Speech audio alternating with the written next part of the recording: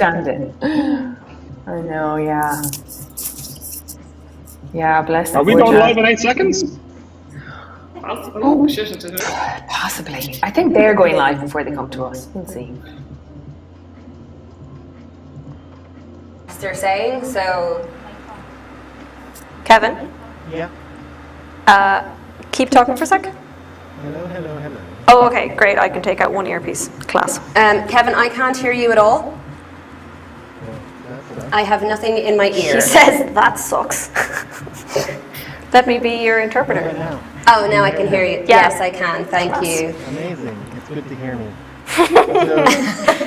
Beautiful. Janice, can you just read something on the screen? Sure, live from the TheatreMaker.ie's studio at Access Ballymun. On tonight's episode of Stage Door Live, we'll be hitting the hot topics with Saif Barrett-Coakley and Sinead Cormack. I will be joined in studio by Julia Appleby to chat about her curatorial experience. Blue, can you just read what Janice is supposed to say? Now? Yeah. The big debate on reassessing pace and reframing our words and work.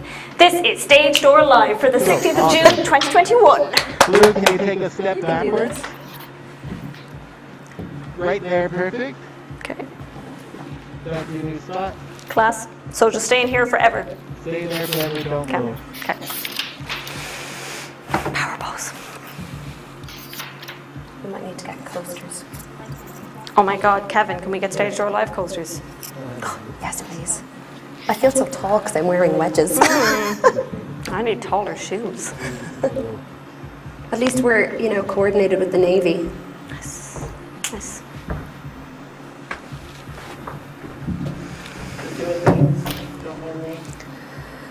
Never do. Kevin, is there any way that we can turn down the playback that because do you find that loud? I find that really loud. In the other room. In the other room, yeah. Can you hear that? Like you can hear me, but through the speaker in there? Maybe, but it's drowned out by the fact that I can hear everything through my earpiece. I mean, that is also true. Yeah, that's really what is distracting. That's why I have to pause so often when I'm reading. I have to go, there we go now. That's where all of those dramatic pauses come in. Cool. Okay, folks, stand by. Standing by. Standing by on, not Alex, News. Just standing by. Standing by. The performing monkeys don't get cool words to say.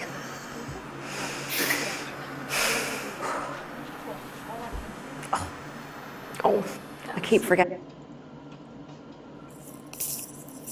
Okay, folks, I'm ready. Finally. Break legs. Thanks, Kevin. Pre-show logo. Go.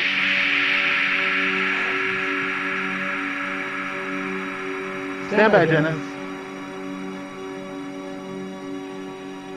5, 4, 3, 2, 1. You're live.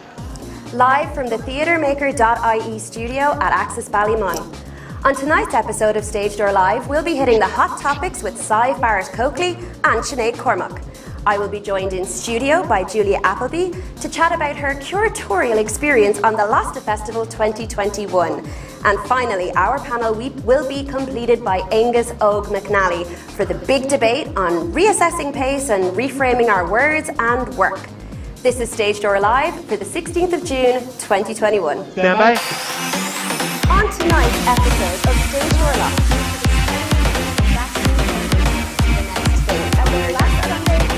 It's just a mixture thing. So what we're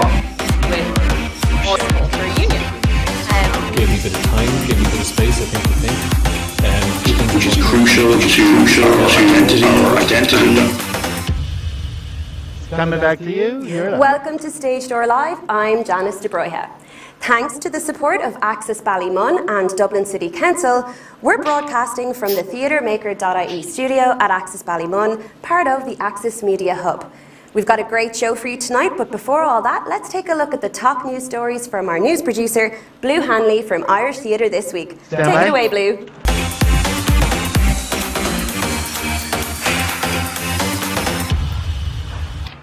You're live. Thank you, Janice. There's plenty of news for this busy week, so let's jump right in with the breaking stories. Continue. The Electric Picnic Music and Arts Festival has announced earlier today that the festival plans to move forward this year. Organisers are confident that the festival stands a better chance to take place this year if dates are moved back a few weeks. The current dates planned for the festival are the 24th to the 26th of September in Stradbally Hall, County Laois. Those who are not able to attend are entitled for a full refund. Tánaiste Leo Varadkar recently updated employers on the reopening and changes to financial supports. The Employment Wage Subsidy Scheme is extended until the end of 2021. The pandemic unemployment payment will be closed for new entrants from the 1st of July. The PUP will be gradually phased out from the 7th of September. By early next year, it will be in line with the Job Seekers Allowance. No transitions. Continue. Exciting times. Since the easing of lockdown last Monday, theatres and cinemas are excited to announce showtimes for the public to enjoy. However, there's a limited capacity for each cinema, so book your tickets online soon to have a seat reserved. Restaurants and pubs are also allowed to reopen outdoor areas for their customers to dine in. Customer groups of up to 6 people over the age of 13 are allowed per table. Should customer groups include children, a total of 15 people per table is allowed. Indoor dining will be allowed from the 5th of July, and further increases in capacity for indoor and outdoor events are expected from the 5th of August. Later in the show, Janice will be talking about the first of the series of pilot events that was hosted last Thursday. So stay tuned for that. Last week, the HSE stated vaccine registration would open this week for ages 30 to 39. Today, online registration remains open only for people aged 40 and up. It is still expected that it will open this week. Next. Yesterday, Minister Martin announced 237 recipients of the €25 million live performance support scheme fund, who will stage a variety of concerts, festivals and live events. This scheme is part of a €50 million suite of measures to support the live entertainment sector and follows the demand and successful outcomes of the €5 million pilot live performance support scheme. The aim of this scheme is to provide employment across the live entertainment sector. The scheme aims to support live performances, particularly where capacity for live attendance is restricted due to COVID-19, and where funding will make live performances viable or alternatively make them available online if audiences cannot attend due to restrictions. Earlier this month, Theatre Forum and the Association of Irish Stage Technicians held a reopening forum and will be holding a second on Wednesday the 23rd. The forum covered government reopening phases, socially distanced seating and circulation guidance, programme and art form considerations, ticketing, as well as collection of audience information in line with the department's pilot events. The second reopening forum on Wednesday 23rd of June will focus on production and programming. Registration will be open soon. More information on this from Janice later. The Isaacs Network and Dance Ireland present Where Dance Meets Street, a cross-sector gathering taking place tomorrow in association with the Spring Moves Dance Festival, supported by Wexford County Council. The event is taking place online and is free to attend. Events include a dramaturgy workshop and 2-hour masterclass in all things street arts creation. For more information and to register, visit isaacs.ie. Praxis, the Artists' Union of Ireland, has a meeting Saturday. This meeting is the first review meeting of the organisation. Every 3 months, review meetings will take place for the Council to provide members with union updates and answer questions. Details will have been emailed to members who are encouraged to attend. If you'd like more information on Praxis, including joining, please visit praxisunion.ie. The Irish Film and Television Academy Award nominations were announced yesterday. The nominees include Paul Mescal from Normal People for Best Actor in a Lead Role in Drama, Nicola Coughlan from Bridgerton for Best Actress in a Supporting Role in Drama, Will Collins from Wolfwalkers for Script Film category, and Brendan Gleeson from The Comey Rule for Best Actor in a Lead Role in Drama. For more information on the list of nominees, visit the website below. Today marks Bloomsday. Bloomsday celebrates the life of Irish writer James Joyce. The 16th of June is the day Joyce's 1920-22 novel, Ulysses, takes place in 1904. The date of his first outing with his wife-to-be, Nora Barnacle, and named after its protagonist, Leopold Bloom. Although events and activities were seen to be primarily online, organisers had a few elements live to the public in Dublin. As part of the Performing Joyce series, actor Ivana Lynch performed as Lucia Joyce in the Irish premiere of Calico by Michael Hastings. Also, the award-winning Eilish Ní Ghimhne was this year's Bloomsday Poet. This summer, Dún Laoghaire streets and laneways will be brightened by a host of artworks which will be presented as part of the Dún Laoghaire An Seo Street Art Project. Dún Laoghaire An Seo will be taking place Tuesday 22nd of June until Monday 28th of June. On a sad note, 2 great actors passed this week. Yesterday, Gone Girl star Lisa Baines, 65 years old, was reported to have died 10 days after a hit-and-run accident in New York City on the 4th of June. Baines was struck by a person on a 2-wheel vehicle while on her way to visit the Juilliard School. Ned Beatty, best known for his role in the movie Deliverance, also died earlier this week of natural causes. He was 83 years of age and passed at his home in Los Angeles, surrounded by friends and loved ones. The deadline for Arts Council's Circus Bursary Award is Thursday the 24th at 5:30 p.m. The purpose of the award is to support professional artists at any stage of their career to develop their art practice. It provides artists with the time and resources to think, research, reflect, and critically engage with their art. The maximum amount that may be awarded to each successful applicant is €20,000. The Agility Award is still open and closing on the 8th of July. It is open to individual, professional, freelance artists and arts workers at any stage in their career in any field. The Young Ensemble Scheme is also currently open without a deadline. The Young Ensemble Scheme supports groups of 3 or more young people between the ages of 10 and 24 to create or critically engage with ambitious and original work together in any art form or combination of art forms. There are 2 strands. The maximum award under Strand 1 is €10,000, and the maximum under Strand 2 is from €10,000 to no more than €25,000. You may only apply to one strand, and you should choose the strand that is most suitable for your ensemble and for your proposal. More information on these and others is available on artscouncil.ie. There is currently a plethora of jobs advertised on the Abbey's website. The Abbey Theatre is currently looking for a company stage manager, deputy stage manager, assistant stage manager, costume hire assistant, costume assistant dresser, prop department assistant, communications officer, and a marketing and communications assistant.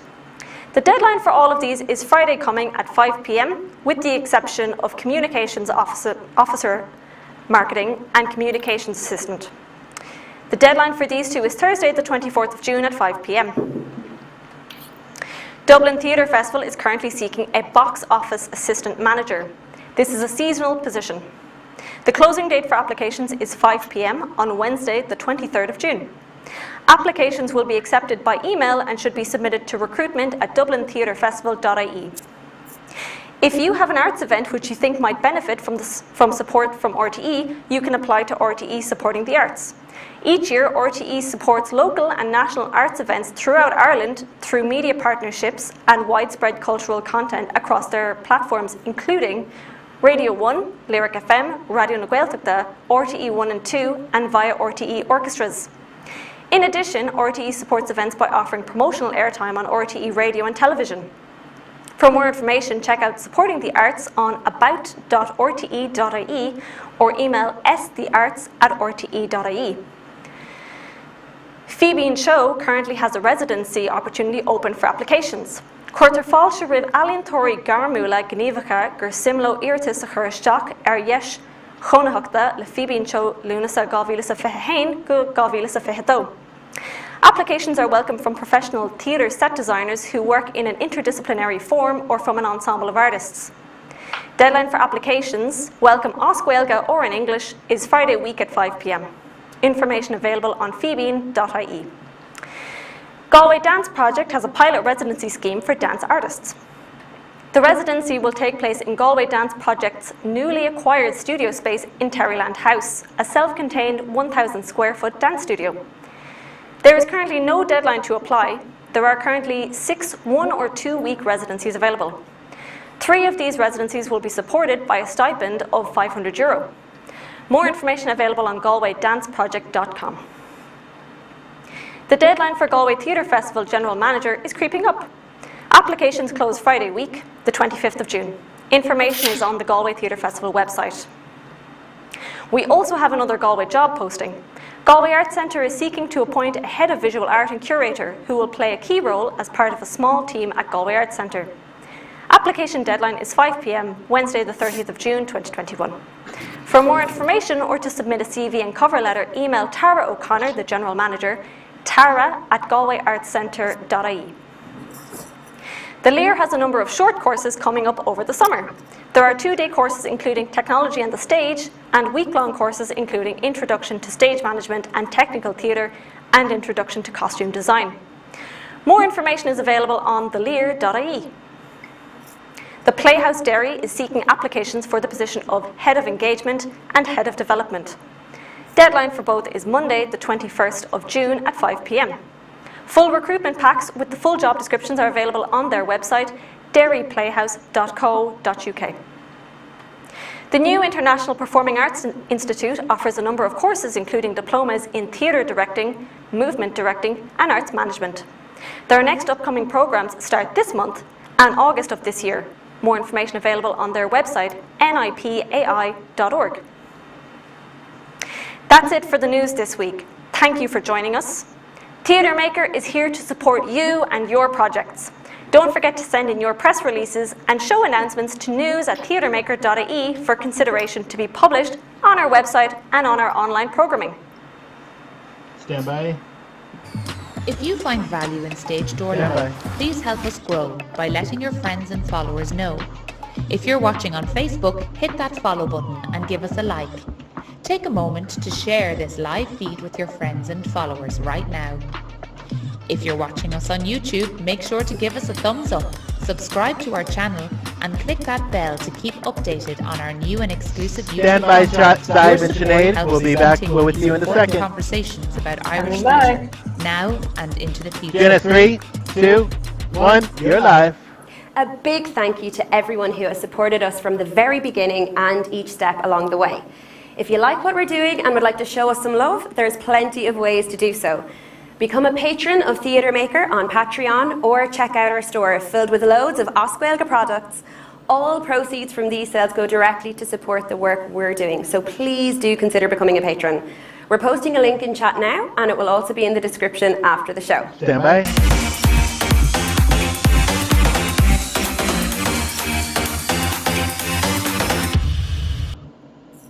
Time for us to delve into this week's hot topics.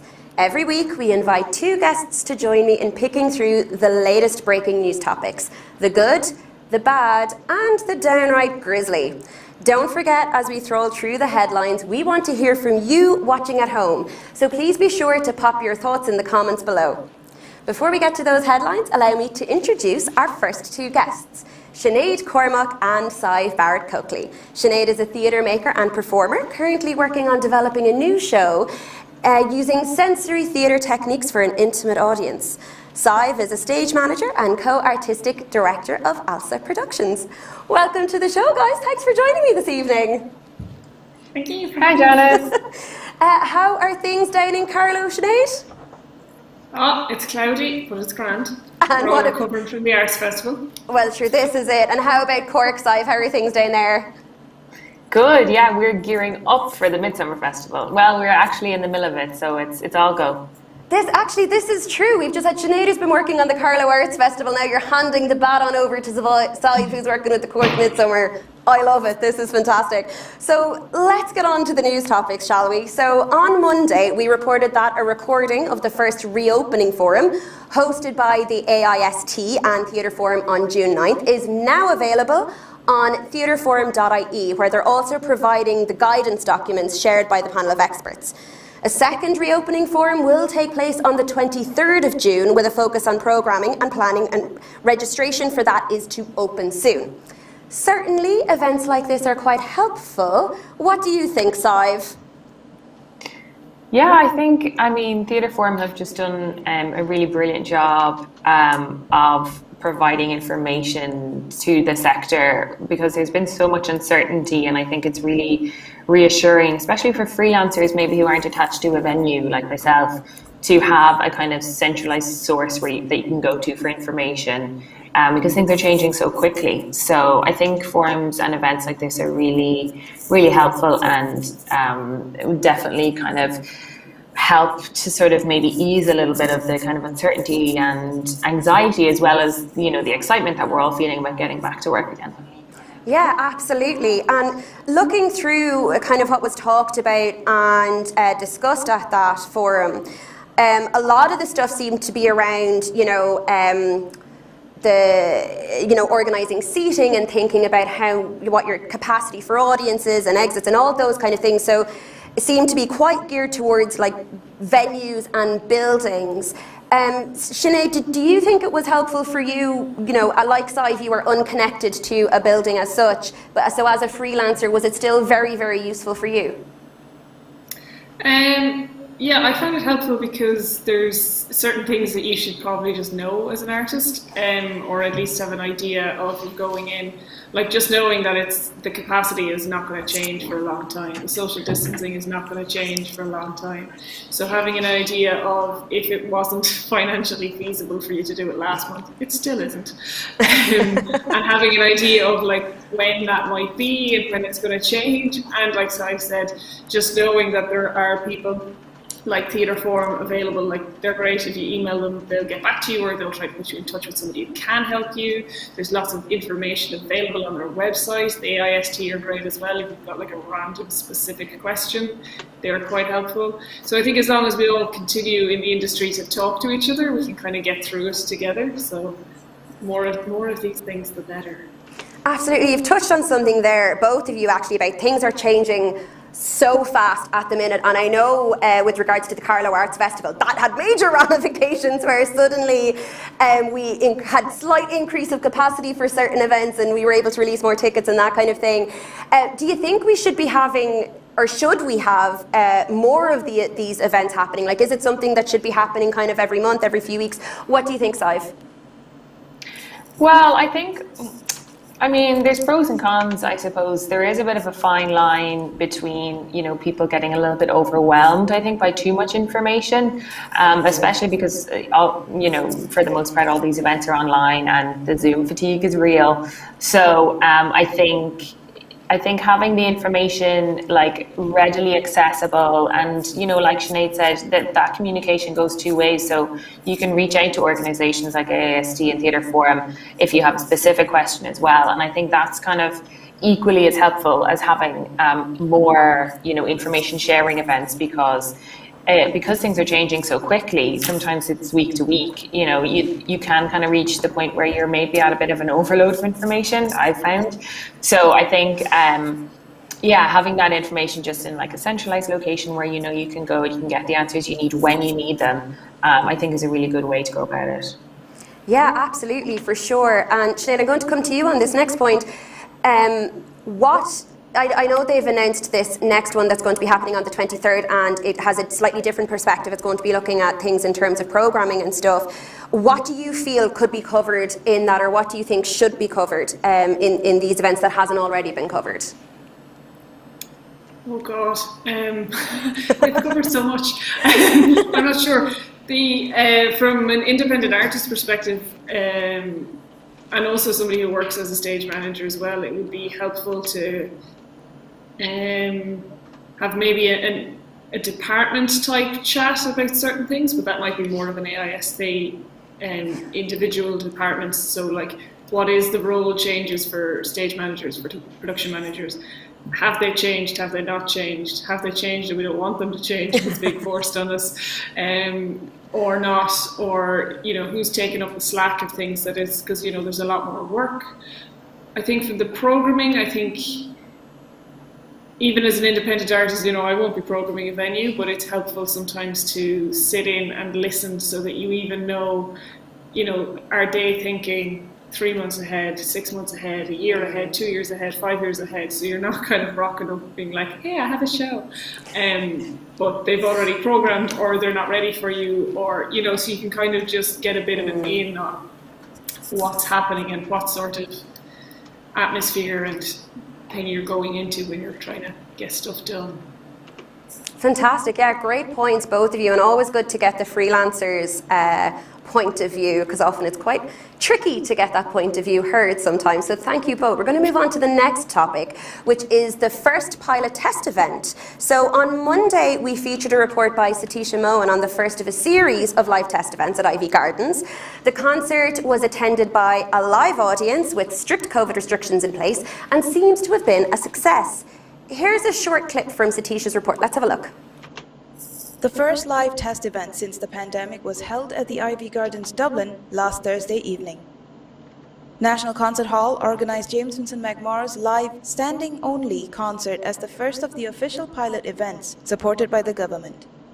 TheatreMaker.ie spoke to some of the 500 lucky fans who successfully purchased the €25 tickets online before it was sold out in 30 minutes. 45 seconds. I was just really excited, I suppose. Like, it's been so long since we've been able to do anything like this, and it was a bit unexpected. I thought it'd be a long time still before Ireland was going back to kind of doing events and stuff like that. So yeah, I was really excited.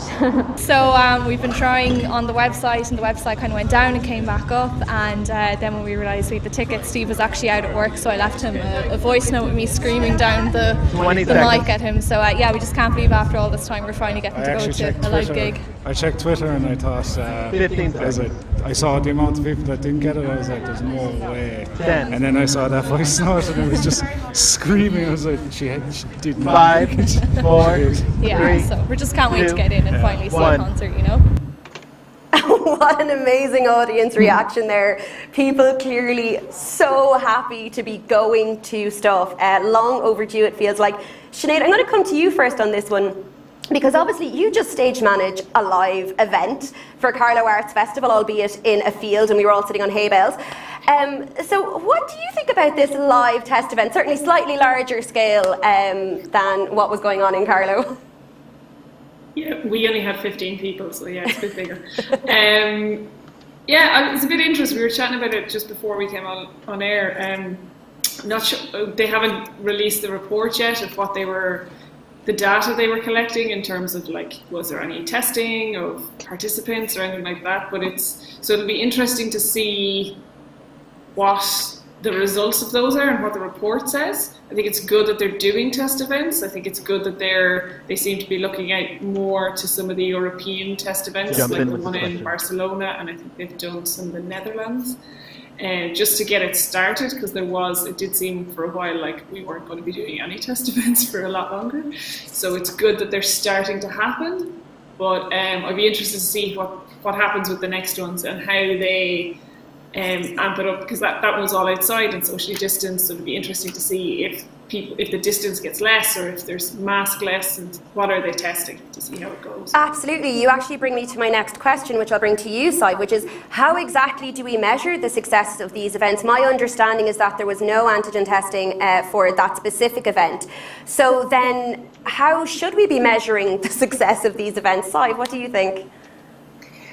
Yeah, that's my understanding of it as well, and I mean it's kind of interesting. You know, I think it's fantastic, obviously, that we are at this place where there are test events happening. But you know, Sinead brought it up before we came on air. Like, we already know that outdoor socially distanced things are okay, because it's what we're doing in dining, and it's what we're doing, you know, in our kind of daily lives anyway. So what are we actually testing? You know, but I think we have to start somewhere, and you know, I think, as Sinead said, like, progressing. I suppose for some people it will just be, I suppose, a reassurance, you know, that these things can happen.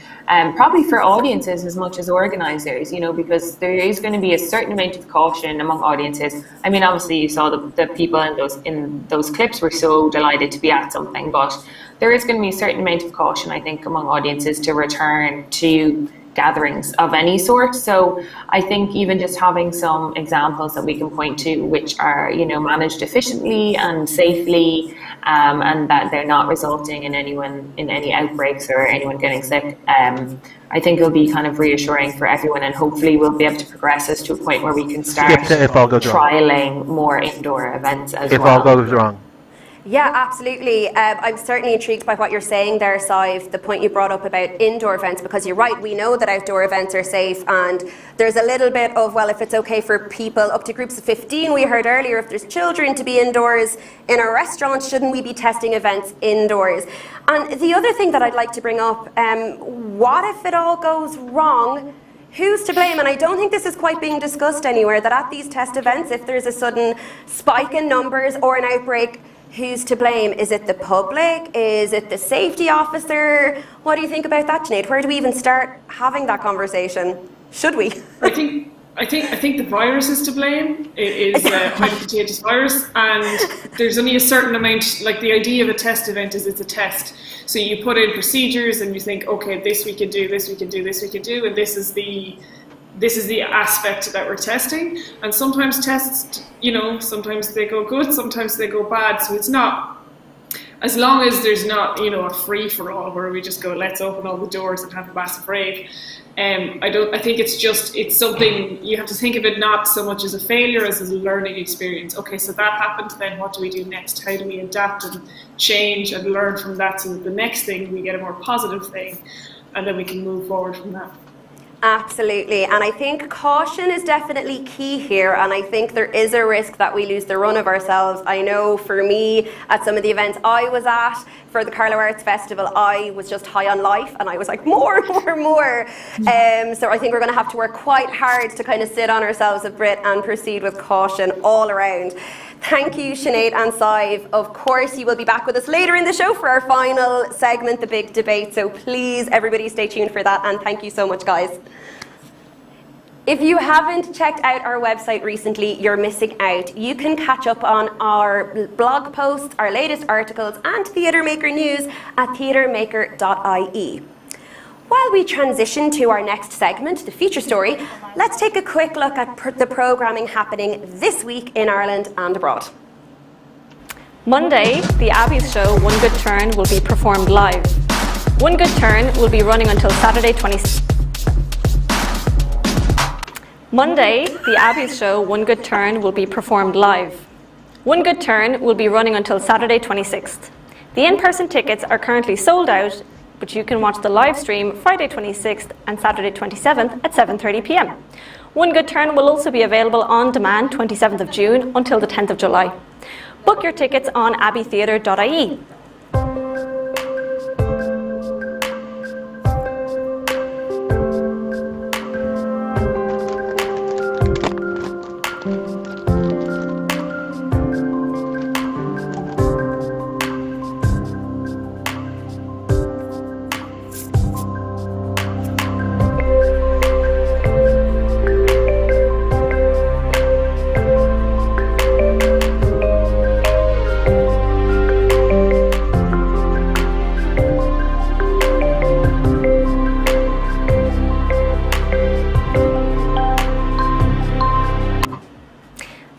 Pan's Mespel in the Dark begins streaming today online. Mespel in the Dark is being presented as 4 15-minute episodes over 4 nights, starting today and continuing until Saturday. Then on Sunday, episode 1 will be presented in 360, an immersive spherical video where a view in every direction is recorded simultaneously to fully submerge the viewer into the lives of the artists. Pan also have their symposium hours tomorrow and the following 2 Thursdays. You'll hear from the current participants of Pan's 8th International Mentorship Programme, Owen Carrick, Ben Kidd, Martha Knight, Vicky Langan and Rachel Nivranon. You'll also hear from the current mentor, Terry O'Connor, one of the collaborative artists that make up the world-renowned theatre and performance group Forced Entertainment. Register your interest on pantheatre.com. Today and tomorrow, Cork Midsummer Festival, Project Arts Centre and the Javad Alipur Company present Rich Kids, a history of shopping malls in Tehran. This online version of Rich Kids is presented on YouTube and also simultaneously on Instagram. You can follow the show by watching on your main screen. Extra interactivity is facilitated by having Instagram on your smartphone, where you can view a pictorial feed and sections on Instagram Live. However, if you are reluctant to download or use Instagram, you will not be lost and can still follow the performance.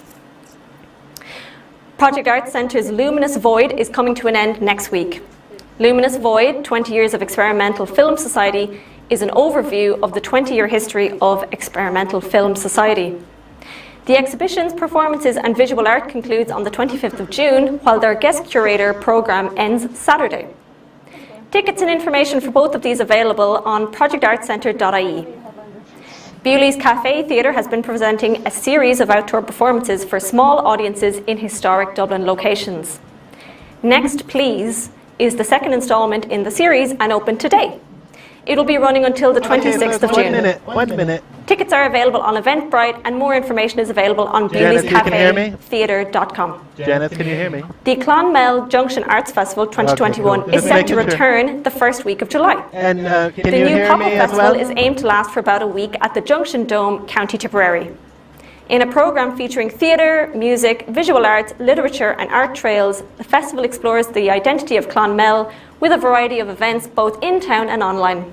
Julia, you can hear me? Providing Sorry. a platform for artists, Okay, musicians and writers living and working in Clonmel, the festival hopes to inspire, delight and surprise audiences 23 this summer seconds. from the 3rd until the 11th of July. Bookings are now open. Visit the website below for more information. To celebrate Bloomsday, Bethencourt Productions presents Woman in Bed, a literary cabaret. A Bloomsday special literary cabaret inspired by Molly Bloom. 5 seconds. Tickets for this special 4, cabaret show can be 3, booked through Eventbrite. 2, 1. You're back live.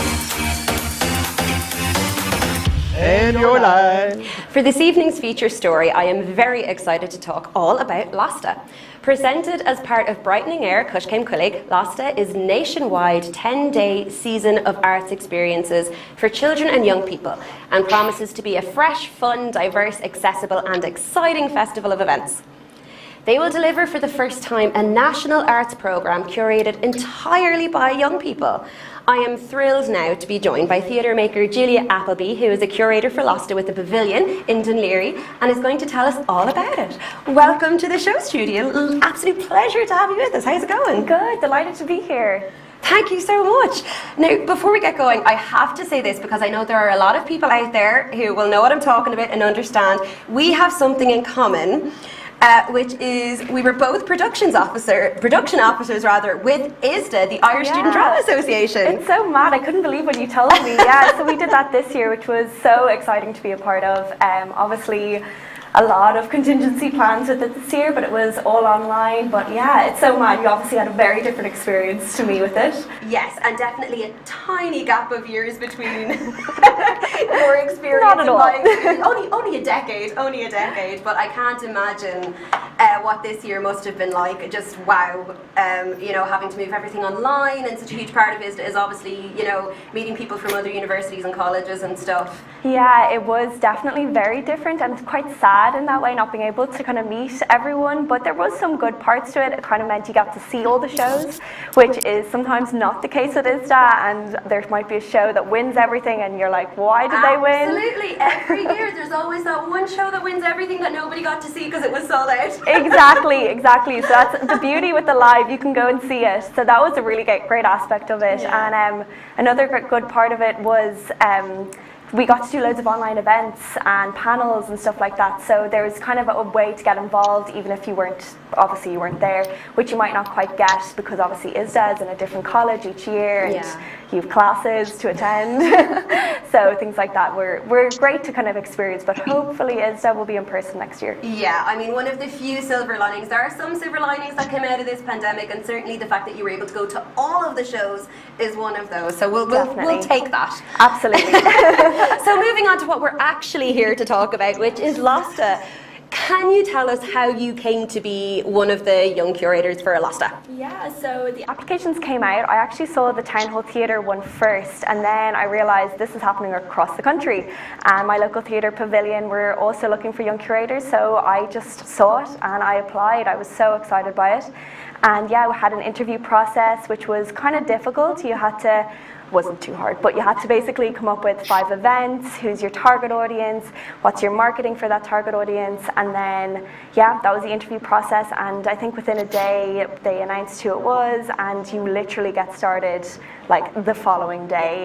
So it was kind of go, go, go from the start. Just throwing you in the deep end. There you go, sink or swim. Yeah, I think to be honest, we're all craving it. Like, to do something is so exciting, and to be curating something like so cool. Yeah, amazing.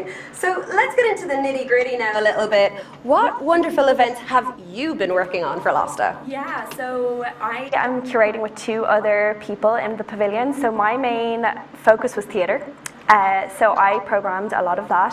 So we had a good few kids events for children. We had an audio broadcast by the Everyman Cork and Graffiti. We had a dance theatre piece by Little Lion Theatre Company. Then we also programmed Seawall with Andrew Scott, which was amazing. That was last weekend. And then we also have a few more shows that you can still catch. So we had a daily short series, which we would have. Let's do a playback before this question. And I managed to get a little theatre one in there. So we actually are presenting tomorrow. Very exciting. I'm really happy with this one. It's the company Clean Break, which are based in the UK.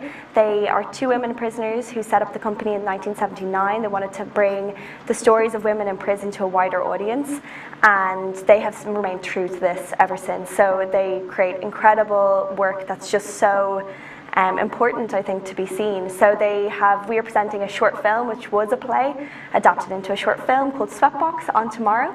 Then we also have our kind of big one, which I'm very excited by, is Adam, which was made by the National Theatre of Scotland and Hopscotch Films, adapted from a play into a film commissioned by BBC. So really exciting. It's the true story of Adam Kashmiri, who was born in Egypt, and he's a trans man, and the story basically tells how he cannot gain asylum in Glasgow until he transitions, but he cannot transition until he is granted asylum. So he's caught in a catch-22, and it shows him grappling with this situation, with the ghosts of his present and his past, and it's an incredibly moving, important piece. And if you have €10 to buy the ticket, it's on Friday night at 7:30, and you have 24 hours to see it, and it's an hour long and incredible piece. So yeah, there are a few of the things I got into the festival.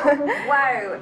An incredible load of works there. Yeah. Before we go any further, I believe we have a small clip to show everybody. Let's have a look. LASTA offers an uplifting, exciting, dynamic, lively, interactive approach to art festivals, curated by young people, for young people. LASTA is about 20 seconds. creative exploration, Inclusion, creativity, an online multidisciplinary arts festival running from the 10, 11th until the 20th 9, of June. 8, be inspired, 7, a chance 6, to experience something 5, LASTA's 4, just some good crack. 3, 2, 1. You're live. It certainly sounds like good crack. I have to give him that. What a great trailer. I think that'll give everybody a good sense of the scope and variety of the young voices that are curating this incredible festival, which sort of brings me to my next question. Can you tell us about this, the collaborative aspect of this, because you are one of 3 curators at the pavilion, and the other 2 come from slightly different disciplines. Can you talk about your work with those 2 other curators and how that process has been? Yeah, it's been brilliant working with them. So I've worked with HK and Helen, and they both come, as you said, from very different disciplines. So HK has a real grounding in film and music, and Helen would also be interested in theatre, but also has a huge knowledge of literature and the literature scene. So, I mean, it was clear why the 3 of us were chosen, and it was great in that way. I mean, I've been introduced to so many people and artists because of them, which is so exciting. But I mean, we had meetings like at least once, twice, maybe even 3 times a week over Zoom, of course, and we really lent on each other. We collaborated, we bounced ideas off each other. There were times in the process where we weren't getting replies from people, and we supported each other, we cried. So it was really nice in that way to kind of have the 3 of us doing it together and supporting each other in that way. And then in a grander sense of the nationwide festival, there was 21 of us doing it. So there's a lot of collaboration with each venue. So you'll see a lot of the venues have teamed up with things, have teamed up with different events. That's been so cool. And the way it was done was that we had meetings. So we had group meetings at the start and in the middle, and in the middle we would present our events if we wanted to share them. So the next day there was emailing backstage, I want to share with you, and Glor, can we get on this? And so that was really cool. I'm meeting all these really cool people, and everyone is so interested in something different. Like even the three of us at the pavilion, like had such different interests, and like there's a range of arts events in the one festival, which I think happens when you have 21 young voices who have something to say. Absolutely, of course, because there are 21 curators. This is happening across 8 venues across, like it's a truly nationwide festival, and of course so much of it is online. You can access it from anywhere in the country or even the world. Why do you think it's so important that events and festivals like LASTA are held that give space to younger makers and creators like yourself? Yeah, it's so important. I mean, I think the one thing that has become so apparent to me over the however long it's been happening now, and it just each week became more stronger for me, is being able to have that conversation and collaboration with older established makers and who are making the decisions, and opening that conversation up with the young emerging artists, I think is vital for the Irish theatre industry and in our survival of that. We have something to say, and we want to see certain kinds of works and certain artists, and opening that up and having the opportunity to work with the pavilion staff has been just incredible to have our voices heard. So that's just been like one of the main reasons why I think like it's so important to have a festival like this, and to have 21 diverse voices coming up. And I would hope that that continues and that conversation continues, and I really do believe that the people in each of these venues, the organisers, will continue that conversation. It won't just end with LASTA. There'll still be programming for young people, and I think as well, like I'd hope that other theatres and arts organisations like go have a look at our programmes, go and see what we've programmed, and start like thinking that way, and look at your under 30 audience and say, do we need to think of them more? Do we need to have them as our target audience? How can we get them in? And that's like so important. One of the things that they did, which was great, the Backstage Longford actually did this pilot program last year. So they had experienced this, and they kind of taught us at the start like things that worked for them and didn't.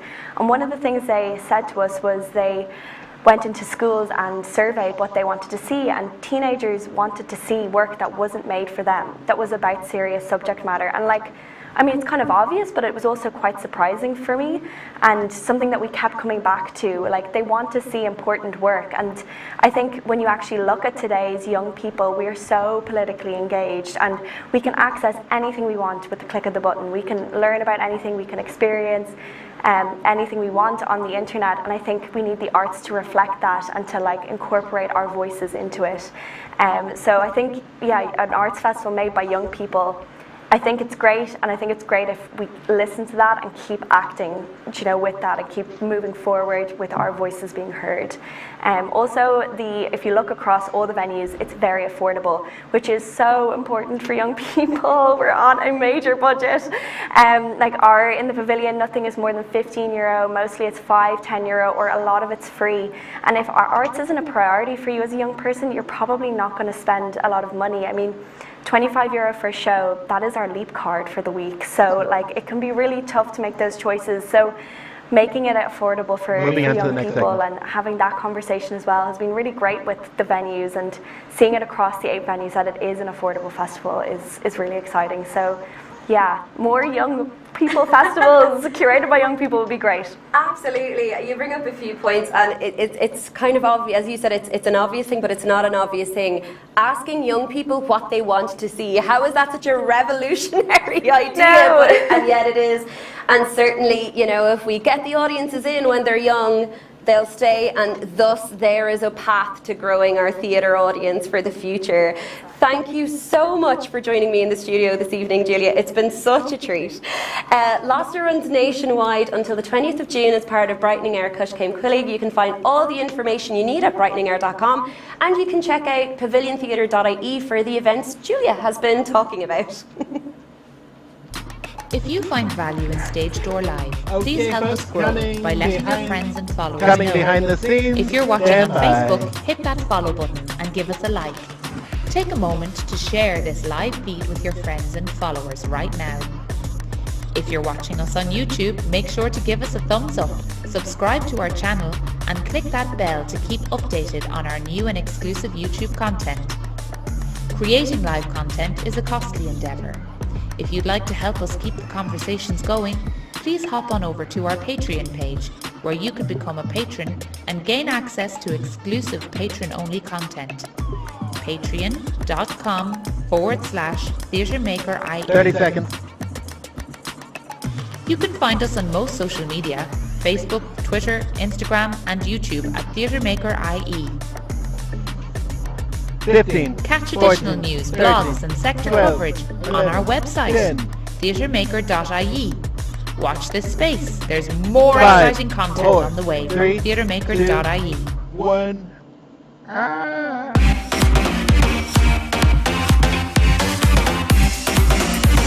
Your mic's live, Dennis.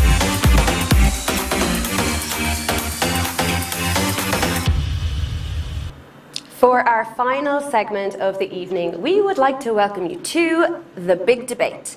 In this segment, we will be inviting our guests to discuss, deliberate and debate on the bigger issues, questions and possibly even a few controversies that are currently on the teacups. It's been a long day, everybody. I am so sorry. I would like to welcome to the panel actor Angus Og McAnally. Thank you so much for joining us today, Angus. It's a pleasure to have you here. Lovely to be here. Thank you so much. Joining Angus, we are delighted to welcome back Sinead and Saif, and of course here in studio, Julia. We've 2 motions to debate for your viewing pleasure this evening, and please do remember to add your 2 cents in the comments below. We want to hear your views and opinions too. A word of warning to all, as this show is made by theatre makers for theatre makers, we've a habit of simply agreeing with each other. Therefore, I will be playing devil's advocate and taking a contrary point of view on occasion just to keep things interesting. Sure, after all, we do love a bit of drama. So, first up, reassessing pace. Last week, something of a Twitter storm stirred when Leon Bell tweeted the following. Hey, arts workers, could we all make a pact to slow down our pace of work a bit? That frenzy we were in before wasn't great, and I'm getting a bit of a bang of it again. Resist. Thanks. Does she have a point? Angus, I'm going to come to you first. How is the pace of work for you at the moment? Are you feeling the pressure of the industry roaring back to life? Yeah, I think for a lot of us, we are experiencing that as it kicks back in again. The idea that we have to hit the ground running and make up for lost time is there. And also, I think many of us are guilty in a freelance context of kind of championing that grinding work ethic. I know certainly for me, back in the early days of Rise Productions, and I almost kind of fetishized that crazy work ethic. And the idea that for me, with a small startup company like Rise, the idea that 7-day weeks and 22-hour days weren't a rare occurrence. The idea, think about that initial training stuff for Fight Night, like doing this intense physical training at 1 and 2 and 3 o'clock in the morning, or producing a podcast at 5 o'clock in the morning from a hotel before you go on set to shoot a TV thing, before you drive to the far side of the country to go on stage in the Abbey. Like, that was a mad way to be doing it, and I don't know that it's conducive to making the best kind of work. Maybe you can get away with it in your 20s or your early 30s or whatever, but as you start getting on in years, I don't know how sustainable it is, and I don't know how conducive it is to creating good and engaging art. And I think the idea that maybe there's a bit of a reset coming from the back of this crisis and this shutdown, that I think the key word coming out of it is going to be sustainability, because I think it's no longer enough to look at a situation where the funding landscape in Irish theatre is such that essentially if you just slog it out for the first 25 or 30 years of your career, that maybe you'll get some kind of a cushy number in the final 10 before we retire off to an old folks home where you can barely walk because you've worked so hard for that first 2 decades. I don't know how useful that is to us as an industry. So fingers crossed it's going to be getting better. Certainly. And do you think there's an element, I know I'm certainly feeling this a little bit in my own work, that we're just so happy to be back making things that there's an element to that we're like, oh yes, we get to go, so let's go really hard and do it. Do you think, Angus, there's a little bit of that going on? Yeah, of course there is. And also there's that freelancer's curse of, you never know where the next gig is coming from. But the day, my granddad's anniversary was yesterday. He was a 3-time BAFTA winning actor. And on the day he died, he said to my dad, I've already turned down 20 films so far this year. I wonder how long I can keep saying no before they stop asking. Now, if you're at the level of having 3 BAFTAs in your arse pocket and you're still worried about the freelance ethic, that'll tell you about how deeply ingrained that is. We're terrified of saying no because the bank manager's going to want the money at the end of the month, or the landlord's going to want the money at the end of the month every month. So it's difficult, but I do think there is something about trying to regain a bit of control and a bit of agency if at all possible. Now, I'm aware that that's kind of a privileged position to be in, because for many of us, we really do have to scrabble and fight for each of those pennies or each of those fivers to get ourselves, to keep the roof over our head and to feed the family and whatever else. So trying to strike that balance is a tricky thing to do, but I do think that if we can find it, then the work will be the better for it, the careers will be better for it, because the burnout thing is real, and it is having a real cost in chasing people out of the business. Not even just be losing for 6 months while they're just not at their best. They're going to other fields because it just makes more sense financially, and that's the real issue. I think that's something we need to be very careful of. Certainly, I think this was an issue pre-pandemic, and if anything, like everything else, like a lot of things, the pandemic is only showing, highlighting these things even further. Saif, I'm going to come to you next. You often work across multiple projects in multiple roles, like a lot of us. Do you find yourself wishing now that everything had slowed down just a little bit? Or are you happy to be heading back towards something akin to normal? I suppose it's a bit of a kind of a seesaw between both of those positions, not to be overly diplomatic about it, but of course there's such an excitement about getting back to work again, and there is a little bit of that feeling of pressure of the backlog of shows that should have been are now happening again, but still we're pushing forward with new projects and things like that as well. But yeah, I just think it's going to be really interesting to see. I think Liam made a really good point in that tweet is, but as Angus said, resisting that kind of, being in a position where you can say no to things is a privileged position often to be in. So, I'm really excited to be back working, but I don't want to be in a position, where I'm feeling overstretched, and the work really does suffer, because of that.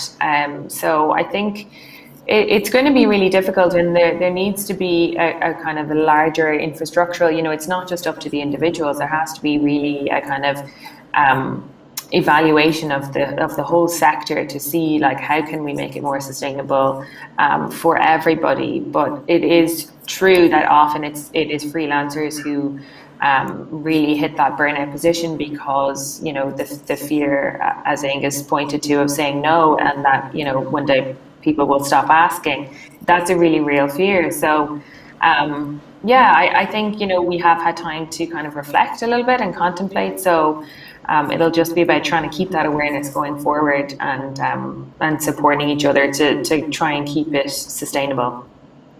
Absolutely. You touched on something there, Saif, that I'm going to come to now, is that there seems to be this combination going on right now where there is a pressure to honour and complete projects which had to be put on hold from last year, and then commitments to new projects that have evolved in light of the last year, particularly in relation to drawing down funding. There are deadlines that people have. So how do we as an industry navigate this with care and avoid strangling each other in the process? Ingus, what do you think? I'm going to come back to you on that one. I think we have a unique once-in-a-lifetime opportunity here. If you think the kind of funding to the Arts Council this year was about 120 million, and much of that was soaked up in kind of just filling the black hole that was caused from the entire shutdown. But for a long time, the promised land, the nirvana for us, was the idea of 100 million for the Arts Council. And so even if government managed to go, okay, that was a once-off, that was to get us through the pandemic, we have to give you swinging cuts in the range of 20%. And we end up back at 100 million. Well, that's the promised land that we always talked about.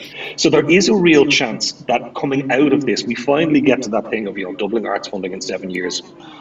The meaningless promise that was. But it means we might actually get to a point where we have the kind of funding that the skill set and the talent across Irish theatre can leverage it up properly, actually for this to be a golden age. The tricky thing is that the cuts in the last 10 years have kind of turned off the pipeline 10 years ago, and so all the traffic that should have come through that, and the career development and career ladder and progression and experience, that didn't happen. So the trick is that we need to have the right people to plug in, to utilise that funding when it comes on stream. But I do think actually, maybe I'm just a hopeless romantic or just overly optimistic, but I do think there's a real opportunity to make this be the right thing. Oh, Angus, I really want to believe you. I do. I'm like hopelessly optimistic. Sinead, I want to come to you now. Who do you think is responsible for setting this pace? I mean, Angus kind of mentioned it earlier, and Sive, you kind of pointed to it as well.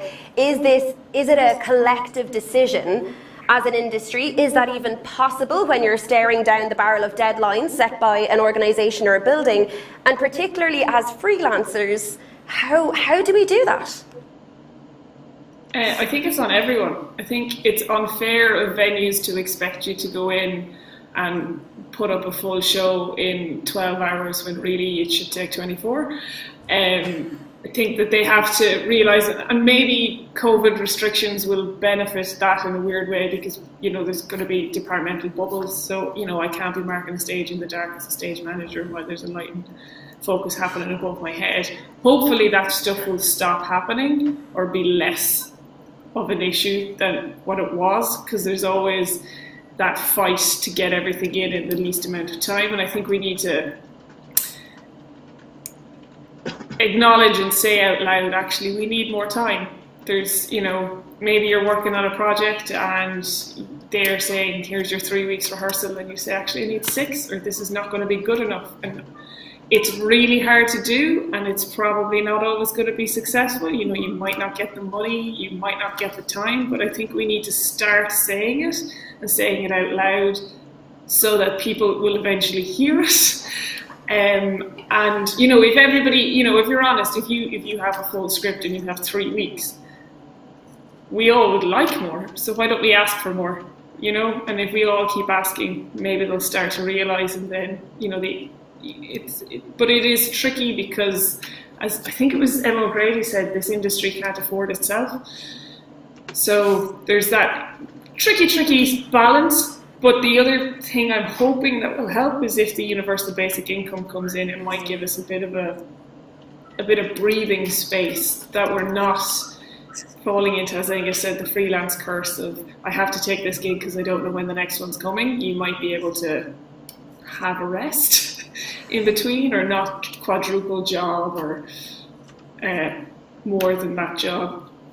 So yeah. I think it's on us. I think it's on the venues to understand that what they're expecting is unsustainable. It's on us to realise that burnout is real, and you don't want to do those 25 years in the industry and burn yourself out and then be gone and have to start from scratch in a new industry.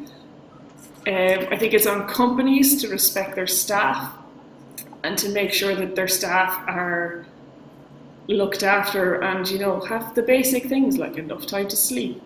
I think, which you'd be surprised is not that common. I think it's on all of us, and I think we all need to. The beginning of the pandemic, a lot of people said the industry wasn't working before, and I think Liam Bell said we have to resist going back to that. So I don't know. A collective. I haven't got a solution. Well, I mean, none of us have a solution really, but I think you're hitting the nail on the head there, that it does need to be the collective voice. And if enough people are laying down these ground rules and boundaries, then maybe the people in those positions, we all know who we're talking about, will start to listen and respect that, and things will start to change. Julia, I'd like to come to you now, because as somebody who has literally just entered the industry and you've come straight into this mad world of the pandemic, I'd like to know, what is your perspective on this? Yeah. Are we terrifying you? Are we scaring you away from the industry? Not yet. I finished my degree last May, which is a really interesting time to finish college and go into a theatre career. But I would agree with what everyone's saying. I mean, I think as a young person as well, you have a tendency to say yes to absolutely every single opportunity. And sometimes you are just have said yes to too much stuff and you can't sustain that. Also, you're looking at so many different applications that might work for you, and you're trying to say yes to all of them and do all of them. And then you're also trying to balance it with your part-time job, which can be difficult, and you could be lucky if that is flexible, but for a lot of us it isn't. It's rostered, and I'm very lucky I still live at home, but if you're paying rent, Like, how is that sustainable? Literally, how is it if you want to work in the arts and you have to pay rent? Like, it is quite difficult. But that all being said, I do have a bit of hope. I feel like there's a lot happening. There's a lot, people are standing up, we're speaking, we're making change, it feels like. And I really believe that things are going to start changing for the better, and we're going to have a more sustainable theatre industry in Ireland. And I think that we have to keep fighting for it. And I think it's incredible to hear that UBI is in the talks. Like, that's so exciting. It's so exciting as a young maker to hear that. So yeah, I suppose just my fingers are crossed, but also yeah, just trying to balance it and continue saying yes and continue doing as much as I can, but trying to also not burn myself out. Though I'm very young, I can still like have energy to do stuff, but like it is something, it's so important to have that work-life balance as well, and mental health and everything. So yeah, absolutely learn from those who've gone before. Certainly. Oh, God be with the optimism of it all. Hoorah, let's hope for the future. Absolutely. What an excellent and thought-provoking discussion. I think we'd all agree that we could talk about that for hours. However, I must call a halt as we need to move on to our second and final debate of the evening. Restructuring and or reframing. There's been so much talk in the last year about lessons that we have learned in the off time this year, including how we might make the industry better for all, how important the arts have been to everyone, how much value art workers hold. However, so much of that talk has been amongst ourselves in the particular arts echo chamber we occupy. So how do we take that message to the masses? Should we be restructuring and reframing the way that we work and talk about what we do in this industry? Angus, I'm going to come to you first. Do you think we have, as an industry, have difficulty describing what we do as a business? Well, I think sometimes we struggle to make the business argument, but I also would question how often we need to make the business argument. I think there was a long time, kind of the last decade, under a Fine Gael regime that would very much prize, bed nights and dollars over the artistic output. It was very difficult, and I think that we kind of missed a trick in choosing not to speak their language. There's been a very definite decision made from lobby groups that no, we're going to try and sell this artistic message, and I think that, we need to know our audience. We need to go and make that thing land. I think now with the current change of the current minister, who I have to say I've had an awful lot of time for in terms of the progressive initiatives and the hard-fought campaigns she's been waging to look out for us. I think there is a new scope there, and so I think the messaging, there's an opportunity for the messaging to be more truthful than it ever has been before, more real and authentic, is what I mean by that, in that we now have this opportunity to say, how did you survive the lockdown? Because you didn't do it without Netflix, you didn't do it without a book, you didn't do it without your iPod listening to music, okay? So now you start to value the arts, you start to value what it is that we are contributing. And, it's only about, it's not looking, the narrative is always, layabout artists looking for handouts. We're looking for significantly less than the IDA is investing into SMEs. We're looking for significantly less than some of the tax breaks that you're giving to horse racing industries or tech giants coming in. So let's be realistic about what it is we're doing. And I think there is scope to frame the message correctly now, because the audience is more ready to hear it in a positive light than they ever have been before. Fantastic. So do you think then, rather than us trying to big up what we're doing and speak in those business terms, it's more about us saying, actually, hang on, all of this money that you're giving, as you said, through the local enterprise offices and all of those things to SMEs, you're giving way more money to that than what you're giving to us, but actually we are equally as valuable. Is that where we need to be bringing the fight, Angus? It's a two-pronged attack, and the logic of it is that, in fact, we're much more efficient than many of the other bigger organisations. The leveraging effect of investment in arts has a significantly higher return to the exchequer. And that's before you factor in just the improvement in quality of life and social cohesion and mental health improvement for the nation. So there's a really solid argument to be made there. And I think I have to give full credit to the National Campaign for the Arts, because they are now, in my opinion, pitching the argument perfectly, where it is a balance between, let's be politically astute about what we're doing here. Let's not go on Twitter every week and go, these politicians, they're ruining everything for everybody. Let's play a political game. Let's be a little bit smart. we need to be making, politics is the art of what's possible. So let's make sure that we are achieving what is possible, but also telling the truth about what it is we do and what it is we can contribute. Because the numbers of it stack up. So we don't just have to win them over with the incredible artistic merits of Riverdance goes here and Bono goes there and Marina Carr does this. I mean, those arguments stack up. But the fact that we can marry them in tandem with a really, really concise and strong and striking business argument, that's when you start to win people over. Like, making me feel good about the art is fine, but telling me you're making me feel good about the art whilst also funding a new cancer ward for a local hospital, now you've got me in. Yeah, I suppose it's about tackling that image of artists, of that, like, that airy fairy artist who's away with the fairies and whatever else. Absolutely. And so anyone in this industry who works in the industry knows what it takes to put on a show, right? We know how many people are involved, a variety of roles. Yet for the most of the general public, beyond actor, director, writer, they haven't a notion of what goes into it.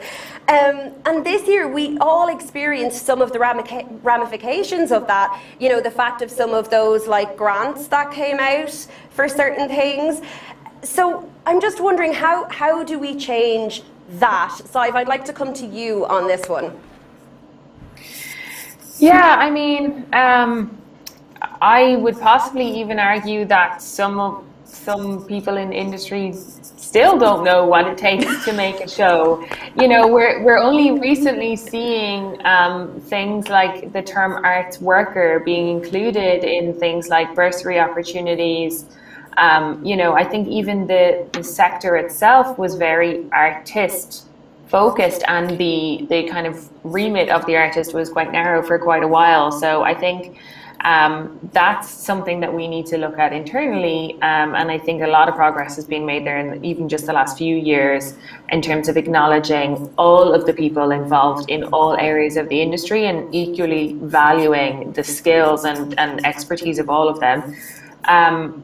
But I think in terms of kind of the general narrative outside of the industry, like, it's really, really hard to know from the inside. I wish I could sort of teleport myself out of my little echo chamber of all of my arts friends and get a proper, you know, gauge the temperature in the general public, because it does feel like there's been quite a shift. And as Inga said, like, in a way, the pandemic kind of gave us this perfect you know, sort of social experiment where it was really easy to put the finger on how important the arts are in the life of the general public, because, you know, people were their lives were so changed, so many things were taken away, and the things that got them through obviously was music and literature and film and everything. So it does feel like, and all the work that the National Campaign for the Arts have done has been amazing in kind of branding that argument. For, you know, to argue for the importance of it in kind of in the minds of the general public. But yeah, it is quite, I find it really hard to properly gauge it, because I'm just immersed in it all the time, and, you know, social media is designed to be a complete echo chamber. So I have to, I don't know, like, ask all my brother's GA friends or something. Certainly, yeah. Leading on from that, Sinead, I'm going to come to you for this one. So many people do not view the arts as a viable career or a real job. We've all had those conversations. So, Sinead, how do you think we change that perception? Can we change that perception? I think there'll possibly always be a little bit of, sure, it's not a real job, you're having too much fun. But, you know, that's fine. They're just jealous. I think there's a certain amount of, I think what Inga said was, I totally agree with the two-prong approach. What I think we could add to that is not just celebrating the big wins like the Bonos and the Marina Carrs, but celebrating the little wins, the companies that you don't know about that are touring the world, the companies that, you know, for the general public, if there was a way for us to express that more is happening than people are aware of, and there's quite a lot more. You know, there's dance companies from Ireland who are touring, there's theatre companies that are, like, you know, doing tours of Asia and America and all around Europe that the general public has no idea about. I think, you know, if we could have the sports at the end of the news thing where we, you know, we could talk about,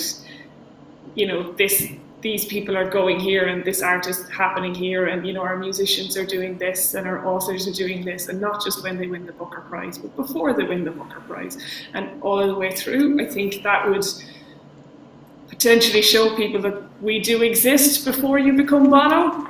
Bono didn't just fall out of, being in the biggest band in the world. Like, they worked before then, and we all work before you hit the big time and you get your Oscars. Some for longer than others. But that it is a process, and it's you build a career, and then people would see that it's actually, this is how it works. It's not, there's very few people who are being plucked out of a mall and turning into Julia Roberts. It's a fantasy. It doesn't happen. That's the only way I can think of that might be helpful, but I'm sure that there's many other ways. I mean, certainly we're all aware of that, arts for tourism thing where they point and say, look at what we do in Ireland. Angus, I'd like to follow up with you on this one. Do you have any thoughts on this subject? Yeah, I mean, like I said, I do think this is the opportunity, and in terms of the balance, I think celebrating our smaller successes is really important. I think if you look at how thriving the amateur dramatic scene is in a country like Ireland, and just kind of how deeply integrated into communities it is, that there that's there to leverage as well in terms of the experience of that. I think that's useful, but I do think we have been gifted an opportunity now where possibly this is where we will get unprecedented levels of funding going into the future. We have a whole new generation coming through. I've seen from people like the Lasta gang coming through. There is an appetite, a hunger, an energy, and an enthusiasm.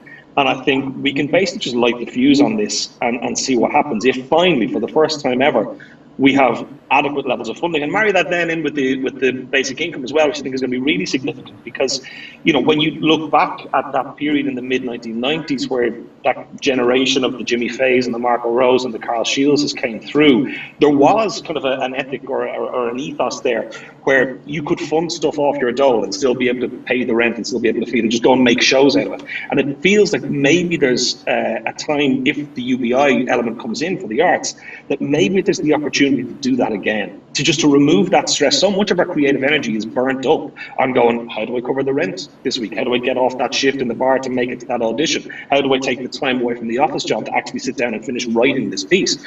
If those stresses and impediments are gone, all of the creative energy gets fueled into the work, and that's like a steroid shot into it, and that I find very exciting. Oh my God, what an amazing segue to my next question, which I'm going to fly straight to you, Julia. I want to leave you the last word on this. I'm feeling so full of optimism after talking to everyone. What would you like to see as one of those young people coming through? What would you like to see for the future? A thriving theatre scene, definitely. But yeah, I think I would love to see UBI come in. I think it would lead to so much for the theatre industry and the arts industry. I think it would open so many doors for so many people. But on from that, I would love to see more opportunity for development and for learning, and for in the kind of big theatres to have positions of assistant directors, assistant designers, first to learn, to get that professional experience. I do think that is something we are missing. And particularly as well, if you haven't gone to college, it can be really scary entering the theatre industry. And if you get into Fringe, it's you can't fail at that. That's your go. You have to produce something great. And in college, you can fail and experiment and do whatever you want. So I'd love to see more of that, more development, more assistant jobs, more space to grow, because it can be quite daunting entering the theatre industry in Ireland, and it is small and everyone kind of knows everyone, and you feel like you have to prove yourself, and I think more space for that would be really great to see. Absolutely. I couldn't have said it better myself, Julia. Thank you so much. There is no doubt in my mind that this is a debate that is far from over, but I'm afraid that is all we have time for. But before we go, really quickly, we only have about 2 minutes. I'm going to go in backwards order. Angus, is there anything in particular you'd like to plug that's coming up? There's a tour later this year that I'm not allowed to talk about, but stay tuned to riseproductions.ie and you might see details about that soon. We will stay tuned. Julia, is there anything you'd like to plug? Lasta. Lasta, absolutely. What about you, Sive? Well, I have to say what I'm right in the middle of, which is the amazing Cork Midsummer Festival. There's loads online if you can't make it to the real capital, but if you can, there's some really great outdoor stuff as well. Amazing. And Sinead? Again, I'm like Angus, things coming up that I can't talk about 2022. Oh, the suspense though. The suspense is exciting. We'll go with that. Stay tuned. Thank you so much to all our guests for joining us this evening. Sive, Sinead, Julia, and of course Angus. It has been such a pleasure chatting with you all. I wish I had a magic wand to make all of these come true, but I have to say you've all left me feeling very optimistic and hopeful, which is really nice. I hope our audience feels the same at home, and please, all of you, I do hope you come back on the show in the future. Thank you so much.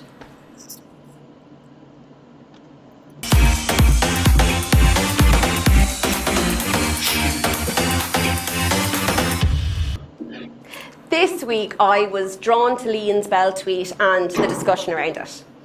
Over the last year, we've talked so much about how we can improve our sector, from diversity inclusion to well-being and our overall tempo. How much we claimed to learn in that time. As the sector begins to reopen, however, never mind business as usual, it feels like we're working harder and faster than ever as we try to honour the work that had been on hold and keep to the commitments to new work that was discovered, invented and created in the pause. Everyone's pressed go at the same time and without a thought. The technical difficulties that caused the show to go on hold have been fixed and the show was started again. We're stuck in a bottleneck. And like any bottleneck, the pressure is immense.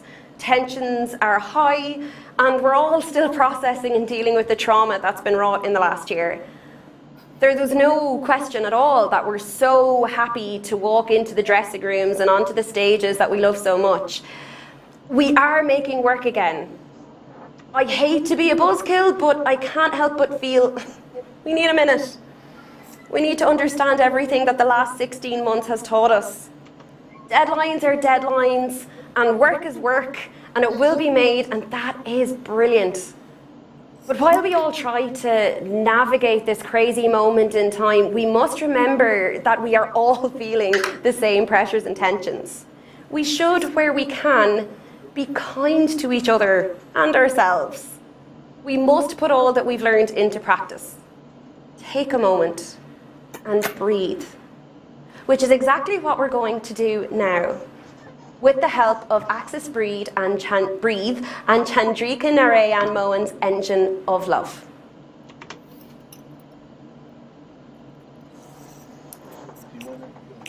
Hello everyone, my name is Chandrika Narayan Mohan and I am very excited to be part of the Access Breathe series and particularly proud to be part of the Pride version of the Breathe series. So I'm going to share a short poem with you today and I hope it makes your day a little sparkier. So this is called Engine of Love. Angus and Sive, I just wanted to say thank you for joining us. I am an engine of love. I am steeped in fumes from the spluttering, the muttering, and all the false starts. I have fed myself a fuel of regrets and insecurities that bite and rust, that stiffen, but now I must somehow ignite myself into existence. I have wires and veins, and they're clogged with sadness and an inward crumbling, stumbling over a mess of detritus shattered from a stronger beta version of myself. I spent a long time with wires crossed and screws loose, a heart coated in the dust of neglect and disuse, and every extended length of copper was left disconnected, nothing conductive to curl onto, nothing electric to flow through. But I have visions of pistons, black, slick, and oil thick, with the motion of emotion raring to go, because I stopped up every exhaust I could have used to dispel this toxic ooze in my throat, shuddering into palpitations of what a sensation it would be to feel an ease of connection. So here, take this key. Oil up this Tin Man and start me up, because baby, I need lubrication, because the imagined sensation of white hot action is too much for these old metal plates that have contracted and shrunk from the cold, I want love 30 to shimmer in seconds. the air around me. This smile is going to be a sunshine machine. You've never seen anything like this. I shall churn out magic with my fingertips, touch and glow. It's going to be hot, and I want everyone to be caught up in this spin, because in the state I'm 20. in, my core will be rotating Stand faster by. than the speed of light, and any moment now I just might burst into 15. life. 10. Thank you. 9. And happy Pride, 8, beautiful people. 7, 6, 5. I'm coming to you early. Coming now. Go. There's a moment of silence just before the curtain opens and the lights come up on the stage once again. Forget the rustle of the person at the end of the aisle opening their last words as original. Please do take a moment to breathe. And as Tom Creed coined the term on a previous episode of Stage Door Live, let's look for a better normal. Please do make sure and check out the rest of the Breathe programme on Access's website and YouTube channel. That's it from us at TheatreMaker at the Access Media Hub in Ballymun. Thanks to Access and Dublin City Council for making our programming possible. Due to scheduling conflicts, we won't be broadcasting next week, but we'll see you on Monday the 28th of June for Irish Theatre This Week, and 2 weeks from today for Stage Door Live. Thank you and good night. Fan slán agus ihuwa. Woohoo, we made it! Thank you all, Sive, Sinead, and Angus. Good job, Kevin. Thank you. That was a great conversation. Thanks for having us. See you soon. Thanks, Dan. See you, Angus.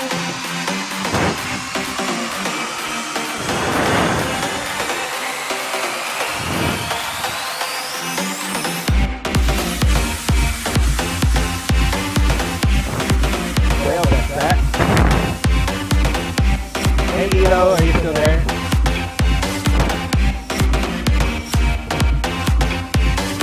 I saw that David was live at the same time I was live.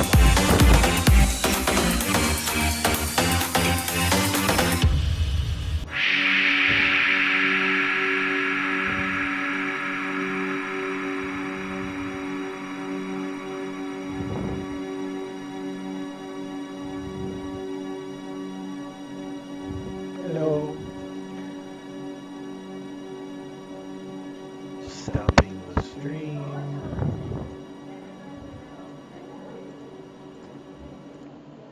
Bam. How was David's stream today?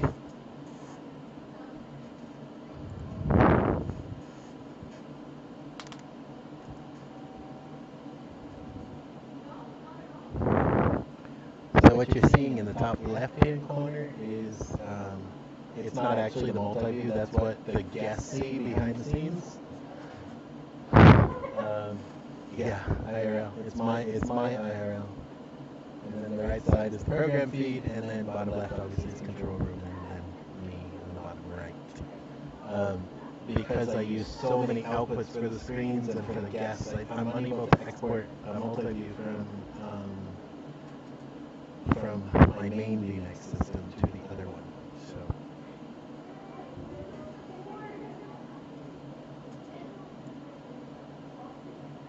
I want to know who that other concurrent viewer is. I've had 2 viewers the whole time, and I don't know who the other person is. I know Sarah, aka Veronica, was here, and I see Elo. Someone probably opened it and left it behind. Left it open.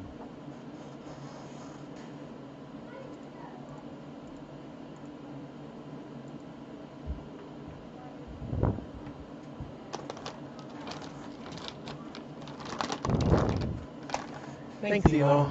I try. My goal is to create TV quality show, because it doesn't exist in the theater sector, at least here in Ireland. And actually, there's very few shows in the U.S. that do this kind of work. So it's cool to do what we can. We use a lot of budget equipment. Like nothing is network TV, but. Yeah.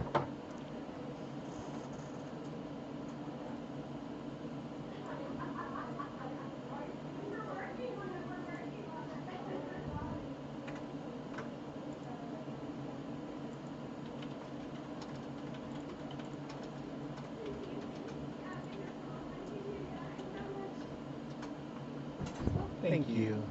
Thanks, I appreciate that. Thanks so much, guys, for having me. Thanks for coming in, Julia. Thanks, it was so fun. I'm sure we'll see you around. Definitely, definitely. Hopefully in a theatre. Hopefully in a real space. Yes, definitely. Thanks so much, Abigail. Thank you. Hopefully see you soon. Really appreciate your flexibility with everything. Oh, thank It you. makes a And huge good luck. difference. And just like, thank you for doing this. I didn't know you were doing it for free.